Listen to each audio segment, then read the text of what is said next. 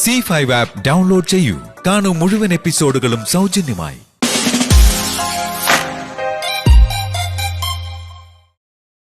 ഒരു ചായ പോലും കൊടുക്കാതെ അവരെ അങ്ങ് പറഞ്ഞു വിട്ടു അല്ലേ? അത് സാരമില്ല.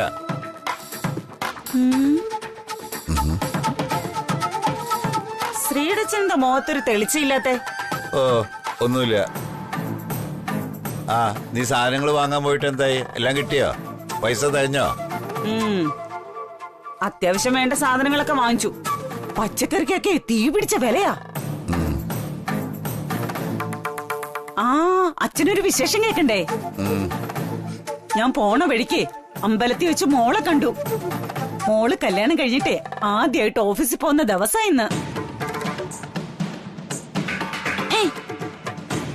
ഇതെന്താ ഞാൻ മോളെ കണ്ടു എന്ന് പറഞ്ഞോ ഒന്നും മിണ്ടാത്തത്? ഓ, ഞാൻ മാത്രം മോളെ കണ്ടു എന്ന് പറഞ്ഞത് പിടിച്ചില്ല അല്ലേ? അച്ഛൻ വിഷമിക്കണ്ട, നമുക്കൊരു ദിവസം രവിസാറിന്റെ വീട്ടിൽ പോയി മോളെ കാണാം. ശ്രീടച്ച, മോൾ അമ്പലത്തിൽ വന്നിട്ടേ അകത്തേക്ക് കേറിയില്ല. പെട്ടെന്നങ്ങ് മടങ്ങിപ്പോയി. എന്താന്നറിയില്ല, അവൾക്ക് എന്തോ വിഷമമുള്ളതുപോലെ. നമുക്കൊരു കാര്യം ചെയ്യാം. മോളെ കാണാൻ പോകുന്ന ദിവസം അമ്പലത്തിലെ പൂജാരിയെ കൊണ്ട് ഒരു ചരട് ജപിച്ച് മോൾക്ക് കൊടുക്കാം. എന്തേലും ദോഷമുണ്ടെ മാറി കിട്ടുമല്ലോ. അച്ഛൻ എന്ത് പറയുന്നു? അങ്ങനെ ചെയ്യാം.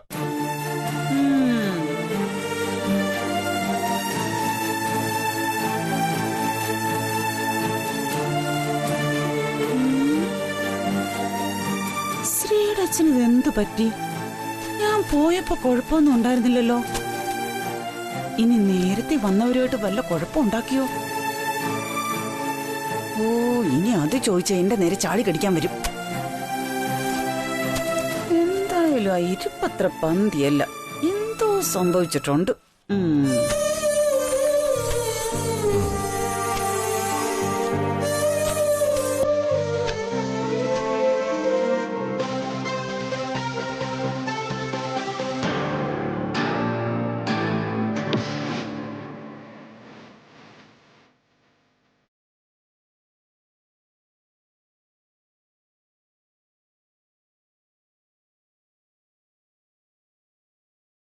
Sit down, please.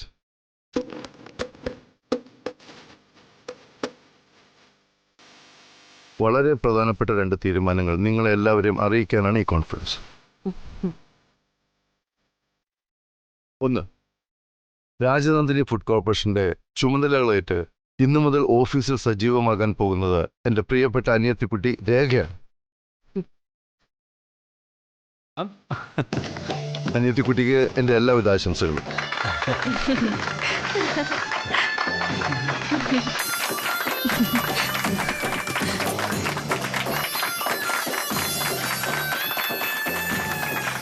അതോടനുബന്ധിച്ച് രാജനന്ദിനി food പ്രൊഡക്ട്സിന്റെ business ഒന്നുകൂടി ഡെവലപ്പ് ചെയ്യാൻ ഞാൻ ആഗ്രഹിക്കുന്നു. ഇതുവരെ നമ്മൾ ചെയ്തതുപോലെ തന്നെ ക്വാളിറ്റിയിൽ യാതൊരുവിധ കോംപ്രമൈസും ചെയ്യാതെ എക്സ്പോർട്ടിംഗ് സെക്ഷൻ നമ്മൾ വിലയിരുത്താൻ പോകുന്നു. ഈ പ്രോജക്റ്റിനായി 280 കോടിയാണ് നമ്മൾ ഇൻവെസ്റ്റ് ചെയ്യാൻ പോകുന്നത്.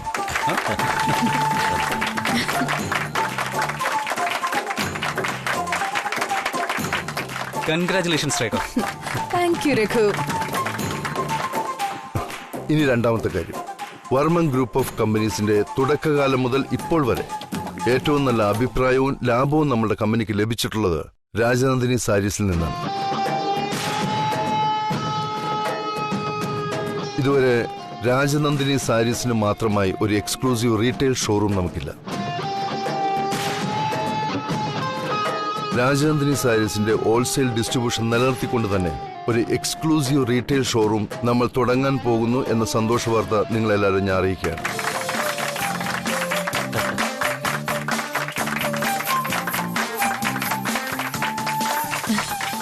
അത് വളരെ നല്ല ആശയമാണ് രവി സാർ. രാജനന്ദിനി ബ്രാൻഡിന്റെ സാരീസ് ഇഷ്ടപ്പെടുന്ന നമ്മുടെ കസ്റ്റമേഴ്സിന് നമ്മുടെ എക്സ്ക്ലൂസീവ് ഷോറൂമിൽ നിന്ന് അവർക്ക് ഇഷ്ടപ്പെട്ട ഡിസൈൻ വാങ്ങാമല്ലോ. Great idea. Exactly, you right mister Devanand. ഈ പ്രോജക്ടിന്റെ പരിപൂർണ ഉത്തരവാദിത്തം ഞാൻ ഏൽപ്പിക്കുന്നത് എന്റെ പ്രിയ പത്നിയും രാജനന്ദിനി ഇൻഡസ്ട്രീസിന്റെ വർക്കിംഗ് ചെയർപേഴ്സണുമായ ശ്രീലക്ഷ്മി.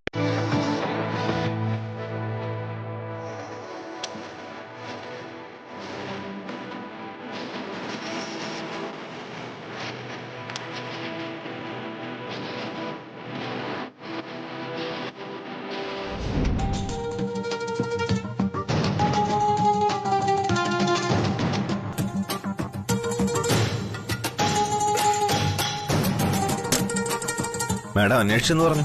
ആ വെറുതെ സാറിനെ ഒന്ന് കാണണമെന്ന് തോന്നി. ഇരിക്കെ.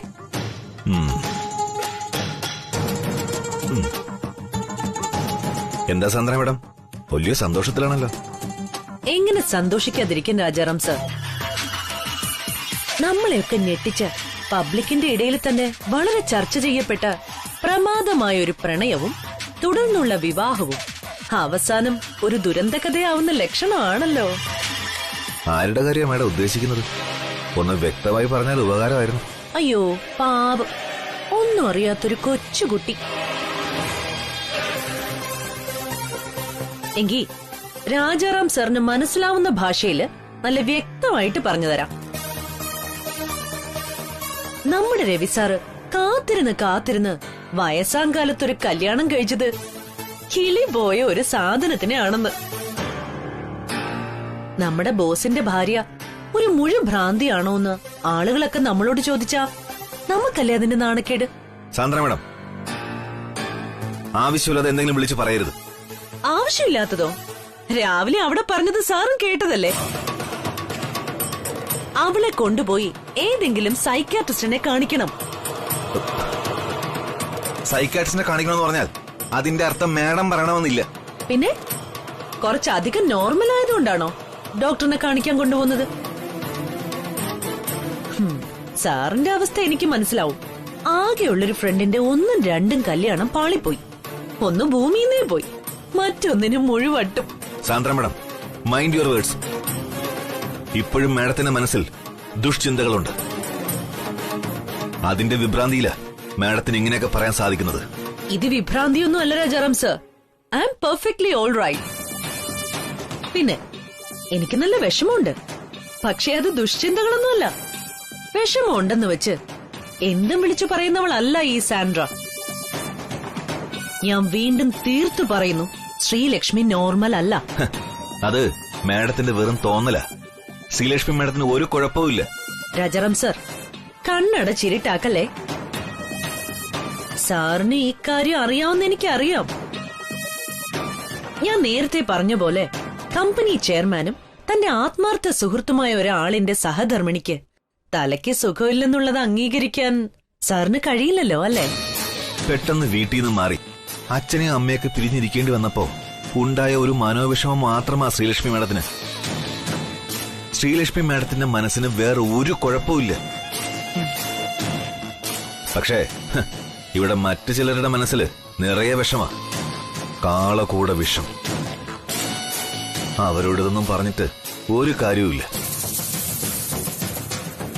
നായയുടെ വാല് എത്ര കുഴലിലിട്ടാലും അത് നിവരില്ല എന്നൊരു ചൊല്ലുണ്ട്. കഷ്ടം തന്നെ.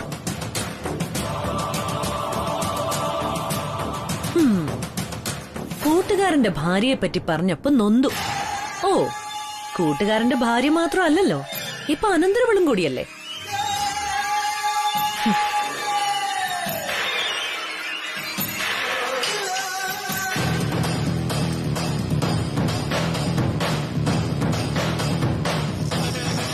Excuse me sir. Deepu, come come come.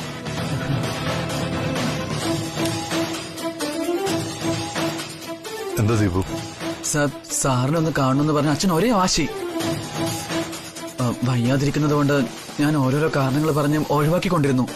ഇപ്പോഴേ പുള്ളിയായിട്ട് തന്നെ ഒരു ഓട്ടോ പിടിച്ച് ഇങ്ങോട്ട് വന്നിരിക്കുക.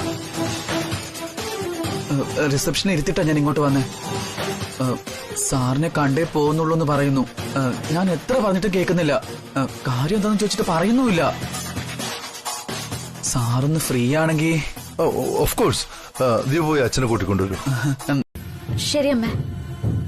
ആ പിന്നെ മോളെ, അമ്മയ്ക്കും അച്ഛനും ഇനി എപ്പോഴും മോളെ വന്ന് കാണാനോ സംസാരിക്കാനോ കഴിഞ്ഞു വരില്ല. ഇവിടെ ആയിരുന്നപ്പോ ഇടയ്ക്ക് മോളെയും കുട്ടി അമ്പലത്തിൽ പോവായിരുന്നു. ഇതിപ്പോ മോൾ അവിടെയല്ലേ. പിന്നെ ഓഫീസിലെ ജോലി തിരക്കും. അമ്പലത്തിൽ പോക്ക് മുടങ്ങുമ്പോ ചില പരീക്ഷണങ്ങളും വയ്യായികളും ഒക്കെ ഉണ്ടാവും.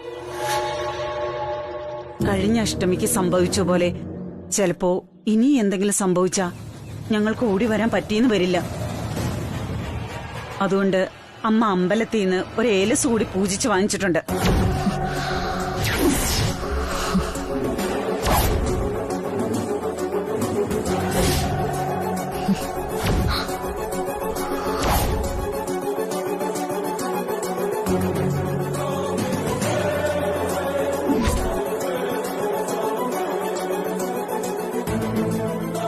ഈശ്വരബന്ധം ഒന്നുകൂടി ഒന്ന് ഉറപ്പിക്കുന്നത് എന്തുകൊണ്ട് നല്ലതാ. രാവിലെ കുളിച്ചു വന്ന് വിളക്ക് കത്തിച്ച് പ്രാർത്ഥിച്ച ശേഷം ഈ ഏലസ് അരയില് കെട്ടണം. ഏകാന്തമായിട്ട് വേണം ഇത് ചെയ്യാൻ. അന്നെപ്പോഴും മനസ്സ് നല്ല ഏകാഗ്രമാക്കിയിട്ട് ലളിതാ സഹസ്രനാമം കൂടെ വായിക്കണം. അതോടെ എന്തെങ്കിലും തരത്തിലുള്ള ദോഷമോ പേടിയോ തട്ടിട്ടുണ്ടെങ്കിൽ അതങ്ങ് മാറിപ്പോഴും.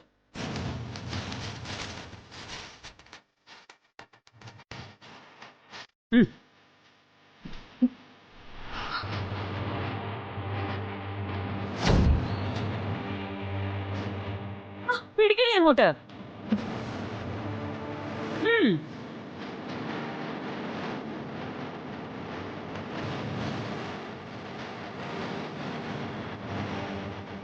ഇനി നിന്ന് താമസിപ്പിക്കേണ്ട, മോള് ചെല്ല്. ശരി അമ്മേ.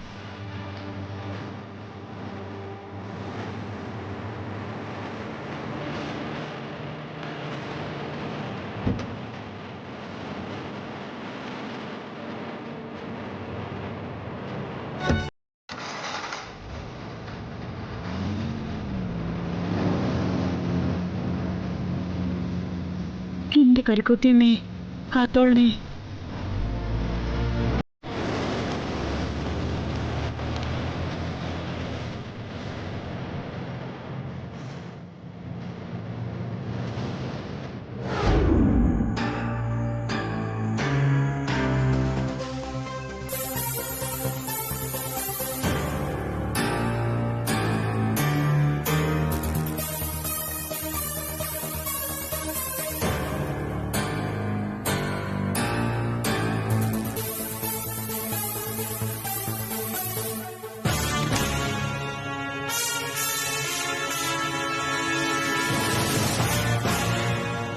രേഖ, എത്ര ന്യായീകരിച്ചാലും താൻ ഇന്ന് കാണിച്ചത് ശരിയായില്ല. ആദ്യ ദിവസം തന്നെ ഓഫീസിൽ നിന്ന് പിണങ്ങിപ്പോകുന്നത് എത്ര ചീപ്പാണ്, അതും ഒരു നിസ്സാര കാര്യത്തിന്. രഘുവിനെല്ലാം നിസ്സാരമായിരിക്കാം, പക്ഷെ ഇവിടെ അവിടെ നടക്കുന്നതൊന്നും എനിക്കത്ര നിസ്സാരമായിട്ട് തോന്നുന്നില്ല. രഘുവിനൊന്നും അറിയില്ല. അതോ ഇനി എല്ലാം അറിഞ്ഞുകൊണ്ട് രഘു വിട്ടുവേഷം കെട്ടുന്നതാണോന്നും എനിക്ക് സംശയമുണ്ട്. എന്തറിഞ്ഞുകൊണ്ട്? താൻ ഓരോന്ന് കാണിക്കുന്നതിലും പ്രവർത്തിക്കുന്നതിലും കൊട പിടിക്കാൻ എന്നെ കൊണ്ടാവില്ല. ആ കാരണത്താൽ ഞാനൊരു വിഡ്ഢിയാണെന്നാണ് താൻ പറയുന്നതെങ്കിൽ അങ്ങനെ തന്നെ. ഈ വീട്ടിലുള്ളവർക്ക് എന്താ പറ്റിയെന്ന് എനിക്ക് മനസ്സിലാവുന്നില്ല. എന്താണ് രേഖ നിനക്ക് ഇനിയും മനസ്സിലാവാത്തെ? ആക്ച്വലി എന്താ നിന്റെ പ്രശ്നം? എന്നെ കൊണ്ടൊന്നും പറയിപ്പിക്കല്ലേ. രഘുവിന് ഒരു ജോലിയും ഉത്തരവാദിത്തത്തോടെ ചെയ്യാൻ അറിയാത്തതുകൊണ്ട് എല്ലാവരും ബ്രദർ ഇൻ ലോയെ പുകഴ്ത്തുന്നു. ഇനി അഥവാ രഘുവിനെ എന്തെങ്കിലും ഏൽപ്പിച്ച തന്നെ അത് ഫിനിഷ് ചെയ്യുന്നത് ബ്രദർ ഇൻ ലോ തന്നെയായിരിക്കും. ബ്രദർ ഇൻ ലോയുടെ തണലിൽ നിന്ന് രഘുവിന് എന്തെങ്കിലും ചെയ്യാൻ സാധിക്കൂ. ഒറ്റയ്ക്കൊരു കാര്യവും ചെയ്യാനുള്ള പ്രാപ്തി എന്റെ ഭർത്താവിന് ഇല്ലാന്ന് പറയുന്നതിന്റെ നാണക്കേട് എനിക്കാ. അത് മാത്രമാണോ? ഇപ്പതേ എല്ലാവർക്കും ആ ശ്രീലക്ഷ്മിയെ മതി. വലിയ മാഡമാണത്ര, വലിയ മാഡം. ഓഫീസിൽ എല്ലാവർക്കും ശ്രീലക്ഷ്മി സാന്ദ്രയും മതി. അവരെല്ലാം ചേർന്ന് ഡിസിഷൻ എടുക്കുന്നു. ഞാനും രഘു ഉൾപ്പെടെ മറ്റെല്ലാവരും അത് അങ്ങ് അനുസരിച്ചോണം. പ്രത്യേകിച്ച് ശ്രീലക്ഷ്മി. എവിടുന്ന് വന്നവളാണെന്നൊക്കെ അവൾ അപ്പാടെ അങ്ങ് മറന്നിരിക്കുന്നു. ആഹാ, സാർ ഇവിടെ ഒന്ന് നിൽക്കായിരുന്നോ? ദേ, അമ്മ ആഹാരം കഴിക്കാൻ വിളിക്കാൻ പറഞ്ഞു. ഞാൻ റൂമിൽ വന്ന് നോക്കിയപ്പോ കണ്ടില്ല. ഞാൻ വെറുതെ ഇവിടെ വന്നിന്ന് പഴയതും പുതിയതുമായിട്ടുള്ള കാര്യങ്ങളൊന്നും ആലോചിച്ച് നോക്കായിരുന്നു. പഴയതായാലും പുതിയതായാലും സാറിന്റെ മുഖം എന്താ വല്ലാതിരിക്കുന്നത്? ഏയ് ഒന്നുമില്ല ശ്രീലക്ഷ്മി. ശരിക്കും? ശരിക്കും. എന്നാലും ഞാൻ തന്നോടൊരു കാര്യം ചോദിക്കട്ടെ? തനിക്ക് വിഷമമാരുത്. ഇതെന്താ ഇപ്പൊ ഇങ്ങനെ ഒരു അനുവാദം ചോദിക്കലൊക്കെ? സാറിന് എന്തോ എന്നോട് ചോദിക്കാലോ.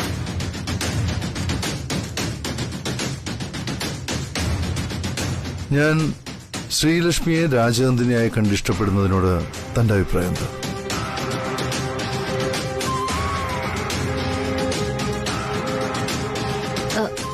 എനിക്കെന്താ അഭിപ്രായം സർ? രാജനന്ദിനി മാഡത്തിനെയല്ലേ സർ ആദ്യമായിട്ട് കാണുന്നതും ഇഷ്ടപ്പെടുന്നതും? അതിന് എത്രയോ വർഷത്തിനു ശേഷം സാർ എന്നെ കാണുന്നത്. അവരിപ്പോ ജീവിച്ചിരിപ്പില്ല.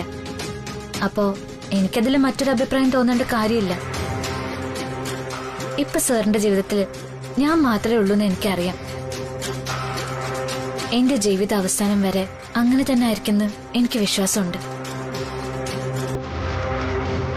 അപ്പോ എനിക്ക് വേറൊരു കാര്യം കൂടെ അറിഞ്ഞാൽ കൊള്ളാമെന്നുണ്ട്. ഇനിയുണ്ടോ? അതെന്താണെന്ന് എനിക്കറിയാം. രേഖ മാഡത്തിന്റെ സ്വഭാവത്തിലും സംസാരത്തിലും എനിക്കെന്തെങ്കിലും വിഷമായോന്നല്ലേ? ഞാനിത് കുറേ തവണയായിട്ട് പറയാ, എനിക്കതിലൊന്നും ഒരു കുഴപ്പമില്ല.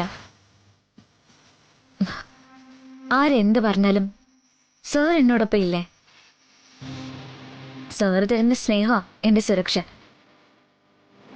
അതുകൊണ്ട് സാറിനതിൽ ഒരു സംശയവും വേണ്ട.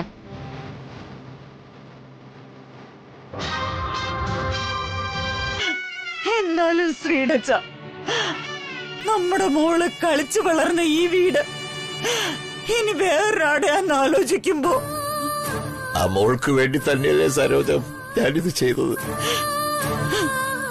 എനിക്കെന്തോ നിങ്ങൾ പറയുന്ന ഒന്നും മനസ്സിലാവുന്നില്ല. ഞാനേ രവിസാറിനെ മോളെ ഒന്ന് വിളിച്ച് സംസാരിക്കട്ടെ. സംസാരിച്ചു. പക്ഷേ അവരിതറിഞ്ഞ് കഴിയുമ്പോ നീ നേരത്തെ പറഞ്ഞ പോലെ തലയ്ക്ക് വെച്ച നിലവിളക്കുമായി തെക്ക് വടക്ക് കിടക്കും ഞാനിവിടെ. എന്താ അത് കാണണോ നിനക്ക്?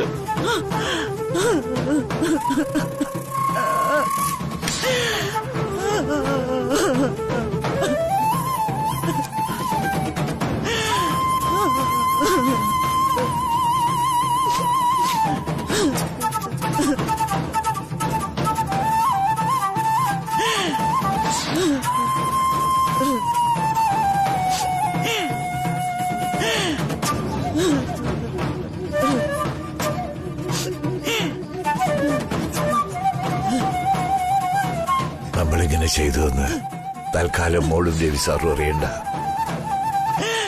അറിഞ്ഞാൽ അവരിതിന് സമ്മതിക്കില്ല.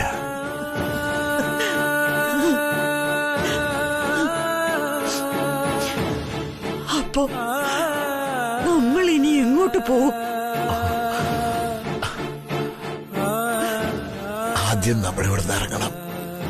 എനിക്ക് ഇനി കൂടുതൽ നേരം ഇവിടെ പിടിച്ചു നിൽക്കാൻ പറ്റില്ല. ഇപ്പൊ എനിക്ക് ആകെയുള്ളത് മനോബലമാ. അതോടി നഷ്ടായ പിന്നെ ഒരു മുഴം കയറിന്റെ ആവശ്യമേ നമുക്കുണ്ടാകൂ. അതൊരു പക്ഷേ നമ്മുടെ മോൾക്ക് സഹിക്കാൻ പറ്റിയെന്ന് വരില്ല.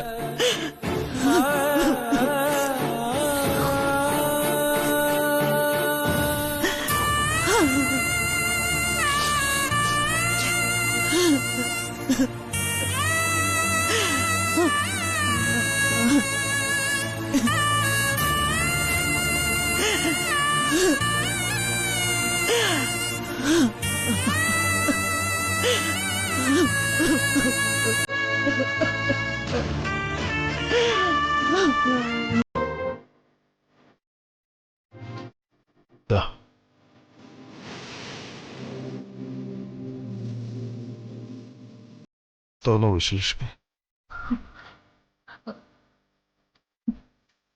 കൂടുതൽ ഒന്നും ഇനി ആലോചിക്കുന്നില്ല. വേണ്ട സർ, അത് വേണ്ട. രാജനന്ദിനി എന്ന വ്യക്തിയും ഈ മുറിയും എല്ലാം എന്റെ ചിന്തകൾക്ക് അപ്പുറമായിരിക്കുമെന്ന് എനിക്ക് തീർച്ചയാ. എന്റെ മനസ്സിലൊരു രാജനന്ദിനിയുണ്ട്. ഈ റൂമിനകം എങ്ങനെയായിരിക്കും എന്നൊരു സങ്കല്പവും എനിക്കുണ്ട്. അതങ്ങനെ തന്നെ ഇരിക്കുന്നതാ എനിക്കിഷ്ടം. മാത്രല്ല, സാറ് വേണ്ടെന്ന് പറഞ്ഞിട്ടും ഞാൻ ഈ മുറി കയറിയപ്പോഴാ എല്ലാ പ്രശ്നങ്ങളും തുടങ്ങിയത്. ഞാനിത് ആവർത്തിക്കുന്നത് ശരിയല്ല സർ. അങ്ങനെയല്ല ശ്രീലക്ഷ്മി. മുറി തുറന്നു കണ്ടാൽ തന്റെ മനസ്സിലെ ചോദ്യങ്ങൾക്ക് കുറെ ഉത്തരം കിട്ടും. അതോടെ തന്റെ പകുതി പ്രശ്നങ്ങൾ മാറിക്കിട്ടും. എനിക്ക് മനസ്സിലാവുന്നുണ്ട് സർ. ഞാൻ ഈ മുറി കയറിയത് സാറിന്റെ മനസ്സിനെ വല്ലാതെ വേദനിപ്പിച്ചിട്ടുണ്ട്.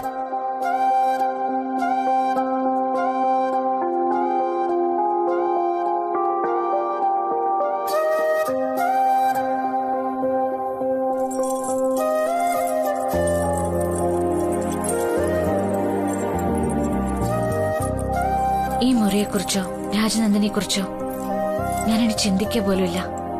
അത് ഞാൻ മനസ്സിലുറപ്പിച്ച കാര്യമാണ്. അങ്ങനെ ചിന്തകൾക്ക് കടിഞ്ഞാണിടണ്ട എന്നാണ് ഞാൻ പറഞ്ഞു വരുന്നത്. വേണ്ട സർ, സാറിനെ നിർബന്ധിക്കരുത് പ്ലീസ്. ഇനി ഒരിക്കലും ഈ മുറിയെക്കുറിച്ച് ഓർക്കേണ്ട ഒരു അവസ്ഥ പോലും ഉണ്ടാകരുതെന്ന എന്റെ പ്രാർത്ഥന.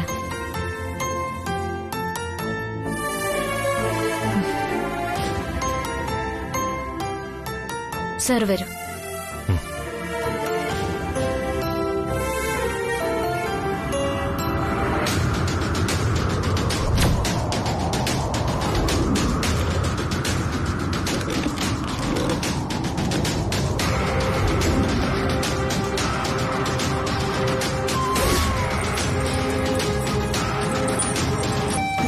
സരോജിനി ഇങ്ങോട്ട് പോകുന്നുണ്ട്.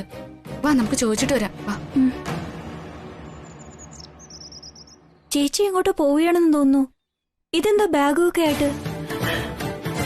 അത് നിനക്ക് മനസ്സിലായില്ലേ? അവിടെ രവിസാന്റെ വീട്ടിൽ താമസിച്ചാൽ മതിയെന്ന് ശ്രീലക്ഷ്മി ചേച്ചി പറഞ്ഞു കാണും അല്ലേ ചേച്ചി?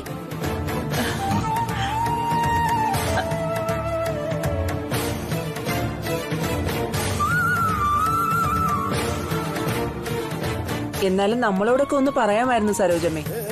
അയ്യോ, ഞങ്ങളങ്ങനെ സ്ഥിരമായി നിൽക്കാൻ പോകുന്നൊന്നുമല്ല. കുറച്ചു ദിവസം അവിടെ താമസിക്കാൻ മോളും രവിസാറും നിർബന്ധിച്ചപ്പോ പോകാമെന്ന് വെച്ചു, അത്രേ ഉള്ളൂ.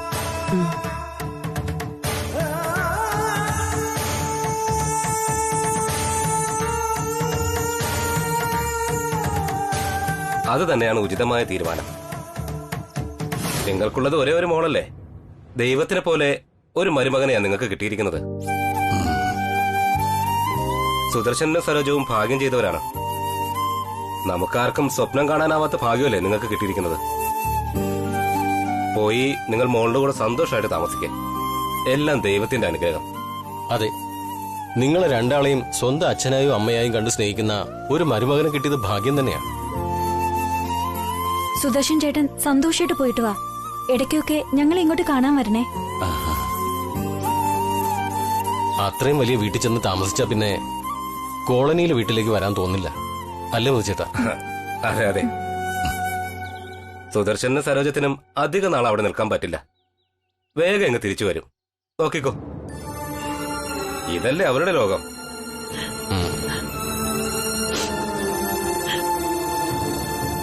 ശ്രീലക്ഷ്മി തിരക്കിന്ന് പറയണേ. വേഗം തിരിച്ചു വരണേ. എനിക്ക് തയ്യൽ പഠിപ്പിച്ചു തരാന്ന് വാക്ക് പറഞ്ഞതാ. പത്മിനി വരുമ്പോ പറഞ്ഞേക്കണേ മോളെ, ആന്റി പോയിന്ന്. ശരി ആന്റി. സരോജൻ ചേച്ചി ഇല്ലാതെ ഇവിടെ ഒരു രസം ഉണ്ടാവില്ല. സരോജന്റിയുടെ മുഖം കണ്ടാ തോന്നും ഇനി ഒരിക്കലും ഇങ്ങോട്ട് തിരിച്ചു വരില്ലാന്ന്. അത് പിന്നെ പെട്ടെന്ന് ഇവിടുന്ന് മാറുന്നവരുള്ള വിഷമം കൊണ്ടാ. എന്നാ പിന്നെ ഞങ്ങൾ ഇറങ്ങട്ടെ. ആയിക്കോട്ടെ. ഡൗൺലോഡ് ചെയ്യൂ C5 ആപ്പ്. കാണൂ എല്ലാ എപ്പിസോഡുകളും സൗജന്യമായി.